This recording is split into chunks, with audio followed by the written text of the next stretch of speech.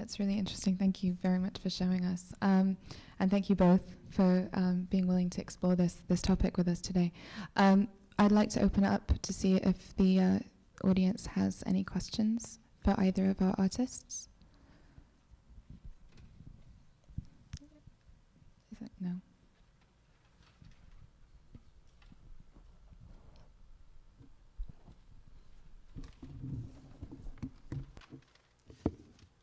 I was just wondering, how do we get to, or can we get more from the photos? Because I know you interviewed them, you spoke to them, and I don't know if you recorded that as well, but I think I'm very curious to know what was said during those moments, how it was said, just your interaction with them.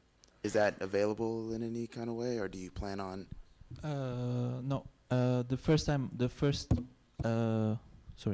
first person I met, I had a recorder with me. I put it on the table, but I felt so embarrassed with this stupid machine in front of me, and I just turned it off.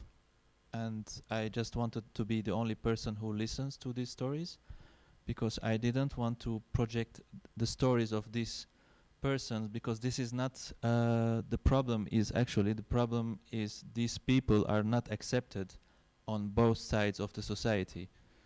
So I kept the stories for myself. But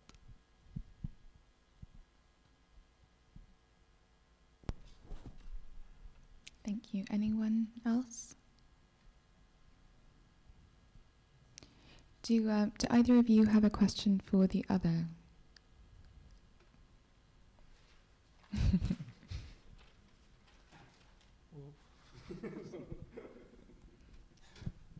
Yes, I have one question for you. When you show these works in Turkey, do you get censored by government, or do you get threatened by police or anything? I get censored when I write the text, because I'm not allowed to write the word genocide in the text. So we always try to find out, but I don't need to prove that, because I know that this is something happens, and this is why I am somewhere else. So I don't need to prove that. What I want, for me, it's enough only to show the work and how I feel. And of course, there will be people who will get the message, and there will be other part of the audience will not. So, which is always the case.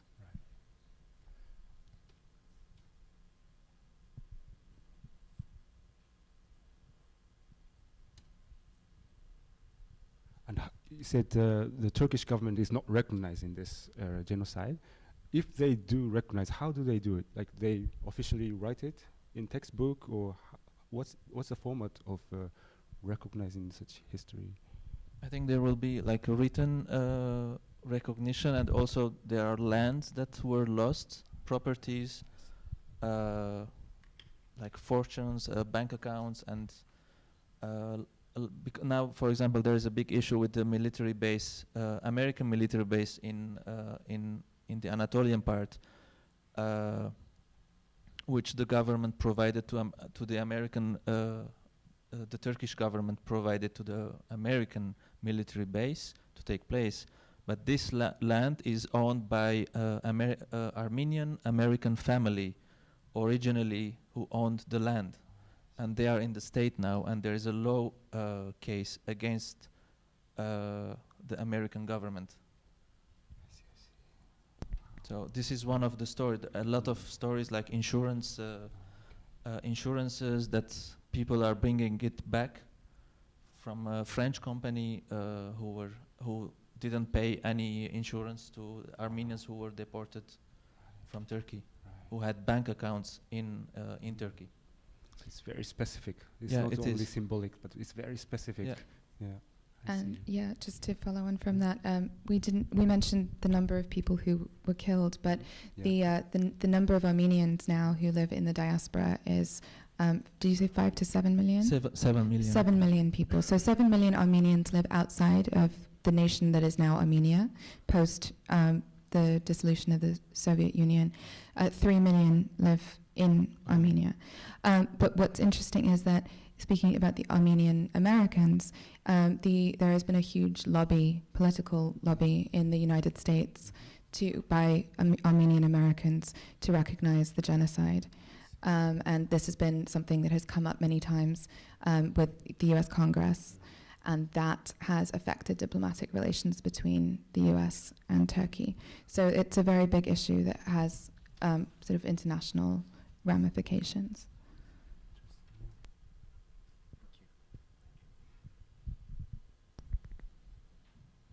Okay, are there any more questions? Oh, there is a hand. Yes, please. Here. I had a question. It's more something to put on the table. Maybe it's not a question, but because I'm completely new here, so I don't know the context. I don't know if you did show the kamikaze work in Qatar. Did you?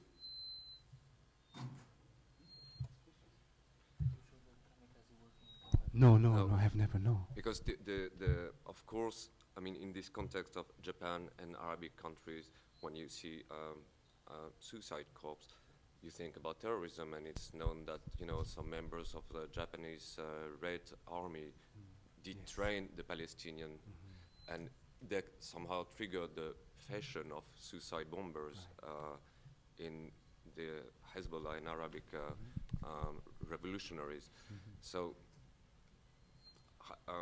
do you take this in consideration in your work in this frame? I mean, why did you decide to show this, for instance, in the frame of Arab and Japanese? No, I think you are now giving me a new frame that I'm quite interested in, and I want to explore that more. Because when I research about kamikaze, and you know, the people who were the pilots, they don't want to be recognized as terrorists. So they say, So they say, like, when people talk about the similarity between kamikaze and suicide bombing in Middle East, then they don't like to be compared with them. I'm comparing it from the perspective of the communism taking from this culture of imperialist kamikaze. Could you put your thank you. It's more. That's why I was mentioning the JRA. It's like there's this switch in Japanese culture, like the communists, the revolutionary army took from this imperialist patriotism act something which is the suicide action, and then it becomes terrorism.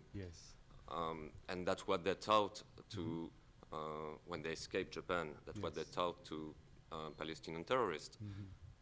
That was the Irish. It was the Irish.